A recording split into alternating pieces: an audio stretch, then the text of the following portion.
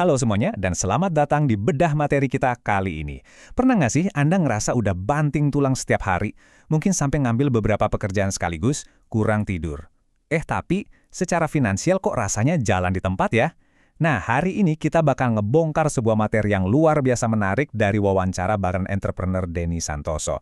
Kita bakal lihat sama-sama kenapa sih sekedar kerja keras atau hustle itu seringkali nggak cukup.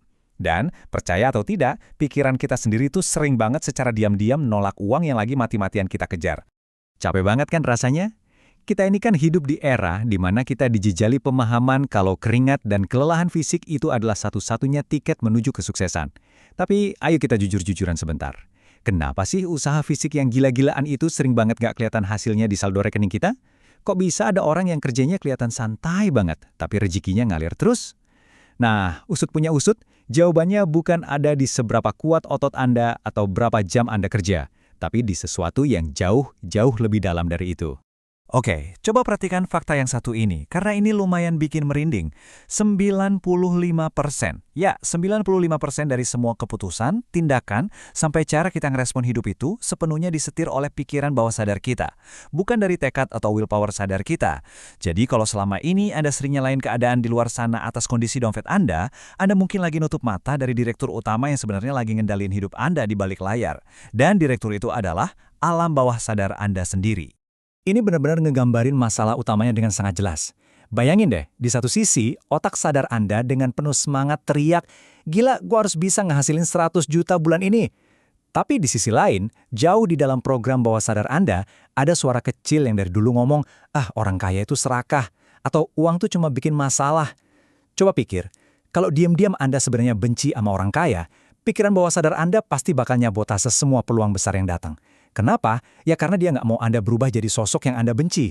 Ini tuh pertarungan yang nggak seimbang. Dan tebak siapa yang selalu menang? Pastinya si bawah sadar. Masuk ke bagian pertama kita, blokade uang bawah sadar Anda, dan bagaimana program mental dari masa kecil ternyata bisa nahan langkah kita. Banyak dari kita tuh udah diprogram soal batasan uang sejak kita masih kecil. Kalau pas tumbuh dewasa Anda sering dicekoki kalimat kayak, "Kita ini dari keluarga biasa-biasa aja, nggak usah mimpi ketinggian." Nah itu tuh langsung jadi program tertanam yang ngerem kesuksesan Anda. Kunci buat paham gimana otak kita merespons ini adalah lewat apa yang disebut efek film horor. Gini deh, pas Anda nonton film horor di bioskop, otak sadar Anda tahu kok kalau itu cuma bohongan. Tapi coba cek tubuh Anda, jantung deg-degan parah, napas ngos-ngosan, tangan keringetan. Kenapa bisa gitu? Karena alam bawah sadar kita itu nggak bisa bedain mana yang beneran terjadi dan mana yang cuma imajinasi. Persis kayak kecemasan finansial Anda. Kalau Anda terus-terusan ngebayangin skenario paling buruk soal kehabisan uang, bawah sadar Anda bakal ngerespon seolah-olah Anda bener-bener lagi bangkrut hari ini juga. Lanjut ke bagian kedua, sains di balik fokus, dan gimana hal ini secara harfiah ngebentuk realita hidup kita. Kenalan dulu nih sama Reticular Activating System, atau gampangnya kita sebut RAS. Ini tuh jaringan kecil di batang otak yang fungsinya persis kayak filter biologis atau radar pribadi kita. Bayangin, ada jutaan informasi yang masuk ke mata dan telinga kita setiap detik.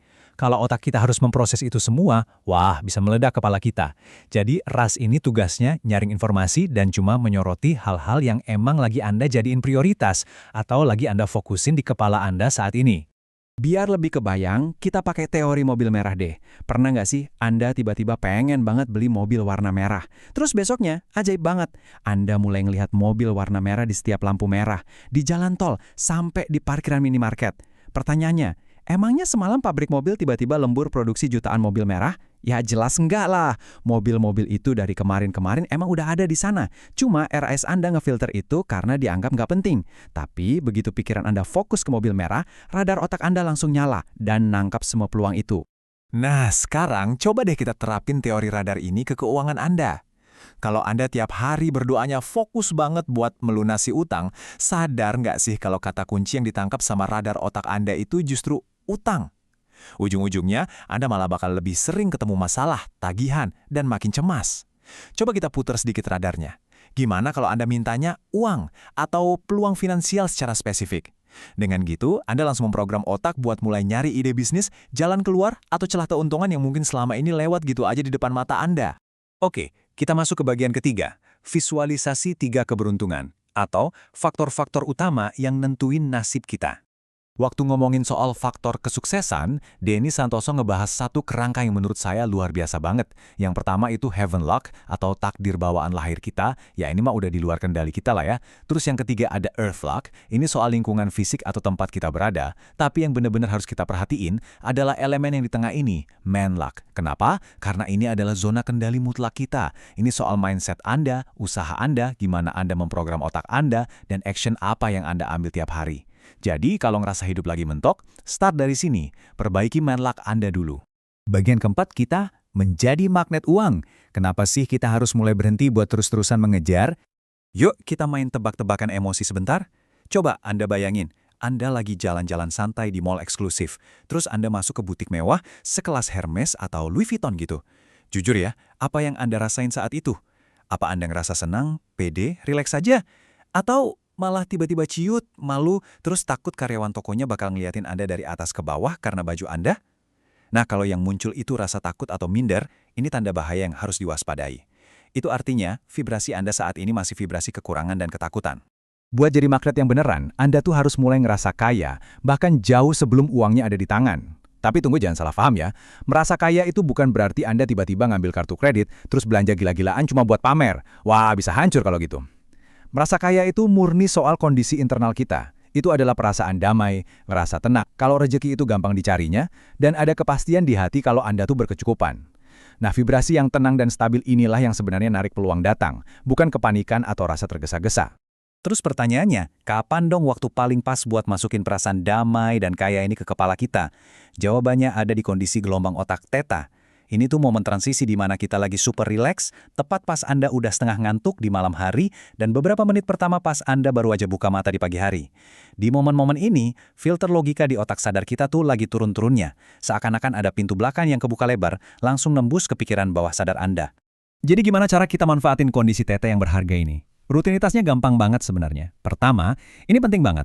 Jangan pernah langsung nyentuh HP buat buka medsos atau baca berita negatif begitu Anda melek. Itu sama aja kayak Anda sengaja masukin racun ke bawah sadar yang lagi kebuka lebar. Mendingan pakai audio afirmasi positif, bayangin impian terbesar Anda, dan yang paling krusial dari semuanya, rasain bener-bener emosi bahagianya, seakan-akan impian itu udah kejadian hari ini juga. Ingat ya, visualisasi doang tanpa emosi yang kuat itu nggak akan ngaruh banyak. Tapi, ya mindset yang udah bener ini tetap harus dibarengin sama fokus tindakan yang bener juga. Salah satu jebakan paling gila di zaman now ini kan gampang banget ke distract dan pengen ngerjain semuanya sekaligus.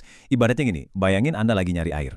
Kalau Anda ngedalin 10 lubang dangkal bareng-bareng, ya Anda cuma bakal kehabisan napas dan gak dapet airnya. Bakal beda ceritanya, kalau Anda fokus gali satu sumur aja, digali yang dalam banget sampai Anda beneran nemu sumur airnya. Jadi, mulai sekarang, berhenti deh baca energi Anda buat terlalu banyak hal yang gak penting. Dan ini dia bagian kelima kita, tantangan Rp1.000. Sebuah cara paling gampang buat ngelatih otot keyakinan Anda. Kalau Anda sampai sini masih ngerasa skeptis soal kekuatan fokus spesifik dan bawah sadar, cobain deh tantangan kecil-kecilan ini. Gak ada resikonya kok. Caranya simpel banget. Pertama, niatin dan minta secara spesifik di hati Anda buat nemuin koin Rp1.000 sebelum tanggal tertentu.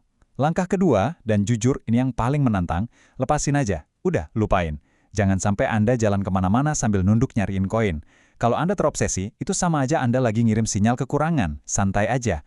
Dan ketiga, pas koin itu tiba-tiba muncul di tempat yang nggak kepikiran sama sekali, ucapin syukur dan bilang terima kasih. Latihan kecil kayak gini tuh benar-benar ngebantu ngelatih otot kepercayaan Anda sebelum nanti Anda berani minta hal yang jauh lebih besar. Ujung-ujungnya, kita harus ngedefinisiin ulang apa sih sebenarnya endgame atau tujuan akhir kita ini. Kekayaan sejati itu bukan melulu soal seberapa banyak barang branded yang bisa Anda pamerin di Instagram demi dapat pujian orang. Versi kekayaan yang paling benar dan paling sehat itu adalah kebebasan finansial dan kebebasan waktu.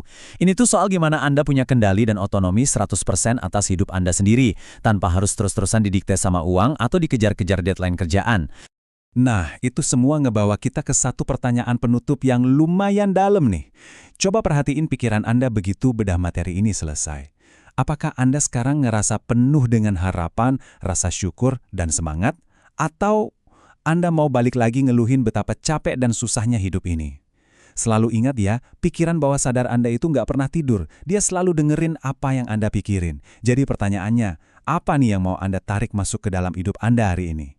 Terima kasih udah ngikutin bedah materi kali ini, dan sampai ketemu lagi di pembahasan seru kita berikutnya.